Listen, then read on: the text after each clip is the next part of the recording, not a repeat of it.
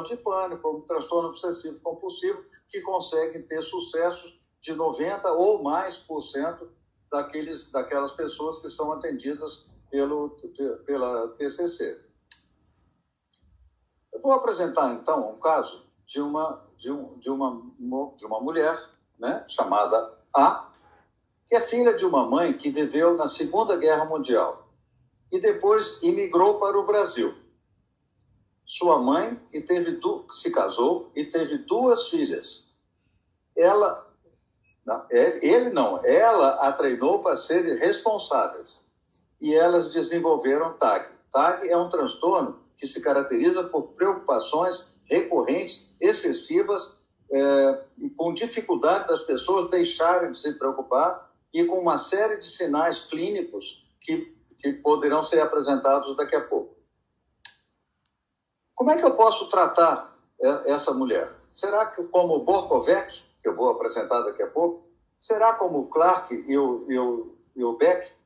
Será como Dugas, que concebeu um conceito de intolerância à incerteza? Será como Newman, que é uma pessoa que sucedeu o Borkovec?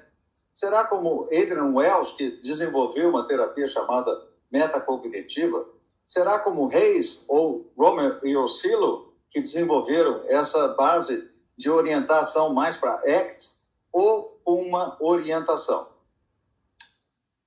Então, eu pensei numa experiência integrativa. Eu pensei em começar com o Robert Leahy, que é um terapeuta cognitivo mundialmente reconhecido, o Stephen Hayes, que é um terapeuta de ACT mundialmente reconhecido, com Adrian Wells, que é um terapeuta de terapia metacognitiva também mundialmente reconhecido, e com Chad Lejeune, que escreveu um livro apresentando uma maneira de trabalhar com ACT que podia combinar com a terapia cognitiva. Então, vamos tentar como é que seria esse trabalho. Eu começo, então, apresentando um texto impresso, escrito assim: preocupações improdutivas ou patológicas, digamos. Tá?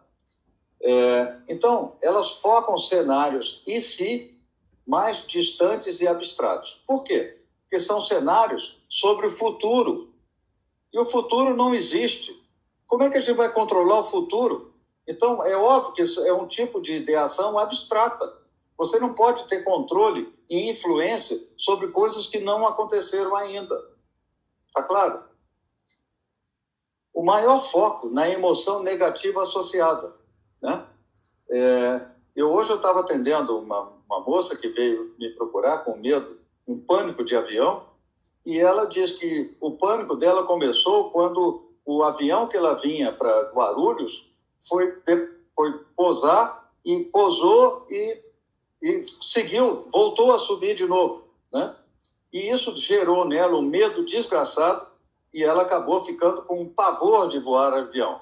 Então, a queixa dela é sempre na emoção negativa. As preocupações, o medo que ela sentiu, que ela chama de pânico, essas coisas todas. Então, pessoas que têm esse modo de processar as informações, preocupações patológicas, elas não aceitam solução alguma sem garantia. Elas querem ter certeza de tudo. No entanto, só tem 2 certezas na vida. Uma, que a gente vai morrer. E a outra, que a gente vai pagar impostos. Então, só essas 2. Então, não adianta ficar buscando certeza em qualquer outro tipo de situação. O que é preciso fazer é fazer estimativas de probabilidade. Então, qual a probabilidade de um avião cair? É muito pequena. Qual a probabilidade do metrô parar? É muito pequena. Então, em princípio, as coisas funcionam. Né? Então, se as coisas funcionam, é muito improvável que um avião caia. Ele pode cair se tiver um míssil, como não teve naquele cara, aquele pessoal da Ucrânia. Ele pode ter um piloto suicida, como aquele dos Alpes. Ele pode ter tido um piloto possivelmente suicida, aquele da Malásia também, que caiu no Oceano Índico. ele pode ter uma coisa terrorista, pode ter um erro do piloto também, como é aquele avião da Air France, né? Então, quando você faz estimativa de probabilidade, se um avião decola, ele chega ao destino, inevitavelmente. Tá? Então, não adianta aceitar solução alguma sem garantia. Esse é um outro modo de pensar dessas pessoas que, no fundo, é equivalente ao modo de cima. Tá? O terceiro, o quarto, o quinto, sei lá, é catastrofização. Catastrofizar significa exagerar muito a probabilidade e a magnitude de acontecimentos negativos futuros. Então, a pessoa exagera muito a probabilidade. Então, ela parte do pressuposto que é altamente provável que ela vai ser assaltada, é altamente provável que ela vai se contaminar com alguma coisa, é altamente provável que ela vai ter câncer e coisas desse tipo. Mas isso é exagero que ela está fazendo. O outro item é desamparo aprendido. E desamparo aprendido significa que uma pessoa acredita que ela não vai ser capaz de prever e ou controlar qualquer coisa negativa que vai acontecer adiante no futuro. Isso é desamparo aprendido. É uma coisa que o Seligman desenvolveu e que se mantém, de uma certa forma, até hoje. Até em termos de uma reformulação cognitiva que ele fez. Ora, uma pessoa que funciona desse jeito, ela vai enfrentar níveis absolutamente elevados de sofrimento. Essa cliente que eu atendi hoje, do medo de avião, ela disse que ela se reconhecia exatamente assim como está escrito nesse tipo de texto que eu dei para ela ler. Pois bem. Aí o que eu faço a seguir? Eu pego e mostro um outro texto. Eu peço para ela virar a folha e na outra folha tem preocupações produtivas. Olha, as preocupações produtivas envolvem focar em problemas que são objetivos, imediatos e realistas. Qualquer um de vocês já deve ter passado por problemas objetivos, imediatos e solucionáveis, tá? E realistas. E como é que vocês solucionam esses problemas? Usando estratégia de solução de problemas.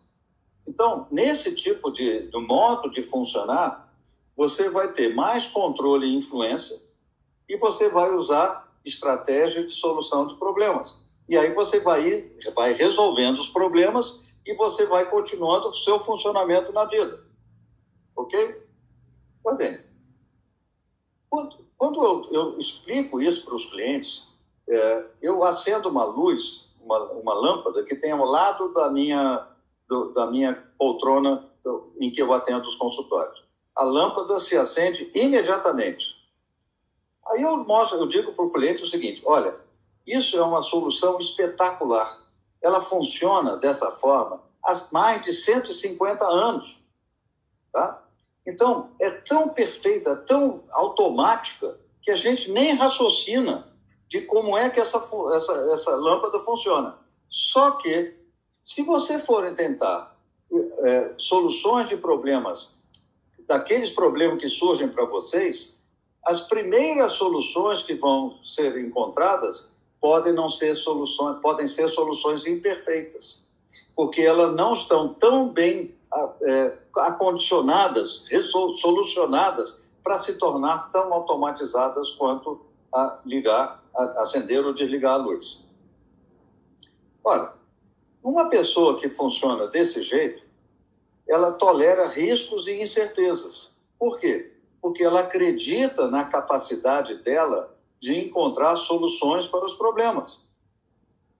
Então, uma pessoa que funciona desse jeito, ela não vai desistir enquanto que ela encontrar uma solução para o problema que ela está experimentando. Pessoas que funcionam dessa forma, com preocupações produtivas, elas fazem processamentos de aspectos negativos e positivos de forma equilibrada. Ora, o que significa isso? Vamos imaginar uma mãe cuja filha sai para a balada e ela começa a pensar: ai meu Deus, minha filha vai parar na lei seca, minha filha vai ser presa, vai ser estuprada, vai ser isso, vai ser aquilo. E não passa pela cabeça dela que a filha pode estar no motel com o namorado, né? o que é muito mais provável de estar acontecendo quando ela vai para a balada. Tá? Então, quem funciona desse jeito desenvolve também aquilo que o Bandura chamou de mais autoeficácia. Autoeficácia diz respeito a uma pessoa que acredita fortemente na capacidade dela de encontrar soluções para os problemas. Eu posso dar um exemplo aqui para vocês. Você imagina uma pessoa que tem depressão, que está sentada na minha frente, e eu peço para ela dizer assim, como é possível sair desse prédio e chegar na calçada lá embaixo? Ela provavelmente vai dizer, eu tenho que sair por aquela porta, teria que sair, pegar o elevador,